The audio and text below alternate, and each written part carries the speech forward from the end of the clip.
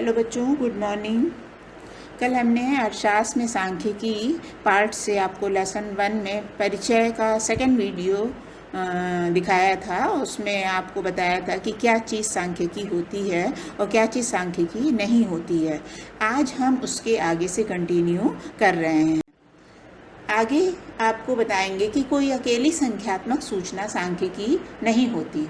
कोई अकेली संख्यात्मक सूचना सांख्यिकी नहीं होती क्योंकि इसका तुलनात्मक विश्लेषण नहीं किया जा सकता है और ना ही इन पर कोई प्रकाश डाला जा सकता है।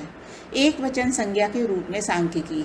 एक वचन संज्ञा के रूप में सांख्यिकी का अभिप्राय है सांख्यिकी की उन विधियों से जिनमें हम सांख्यिकी के संख्यात्मक आंकड़ों का संग्रह करना, प्रस्तुतिकरण, विश्लेषण तथा उनका निर्वचन आदि अध्ययन करते हैं।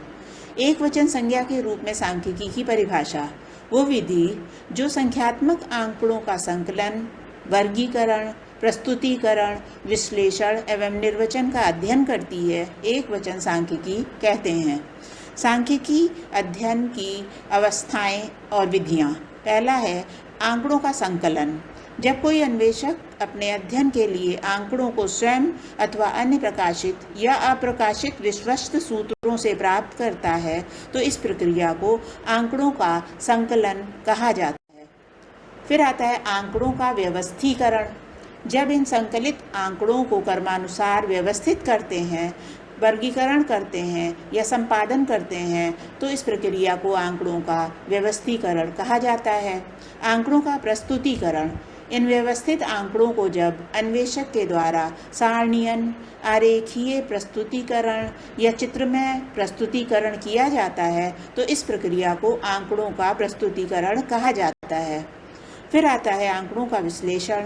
आंकड़ों को उपयुक्त विधि द्वारा प्रस्तुतिकरण के बाद इनका विश्लेषण अनेक विधियां जैसे माध्यक, अपकिरण अथवा सहसंबंध आदि से प्रयोग से किया जाता है। इस प्रक्रिया को आंकड़ों का विश्लेषण कहा जाता है। आंकड़ों का निर्वचन। जब कोई अन्वेषक विश्लेषित आंकड़ों के आधार पर कोई निष्कर्ष निकालता है तो इस प्रक्रिया को आंकड़ों का निर्वचन कहा जाता है।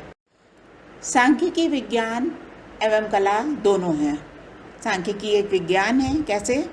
विज्ञान की भांति ही इसमें पूर्वानुमान लगाए जा सकते हैं, इससे निष्कर्ष निकाला जा सकता है, इसमें शोध संभव है तथा इसकी सभी विधियां वैज्ञानिक मतों पर आधारित, व्यवस्थित और क्रमबद्ध होती हैं। सांख्यिकी विज्ञान के रूप में विशेषताएं: इसमें ज्ञान का क्रमबद्ध समूह और अध्ययन हो, इसकी विधियां क्रमानुसार हों, इसके नियम सार्वभौमिक हों, इसमें पूर्वानुमान लगाने की क्षमता हो, इसमें गतिशीलता का गुण हो, इसमें कारण और प्रभाव का संबंध स्पष्ट हो। सांख्यिकी एक कला के रूप में कैसे? कला का संबंध कार्य से है। कार्य करने की क्रिया को कला कहते हैं, जिससे हमें कार्य करने का ढंग, कौशल, निपुणता, परिणाम और अनुभव प्राप्त होता है।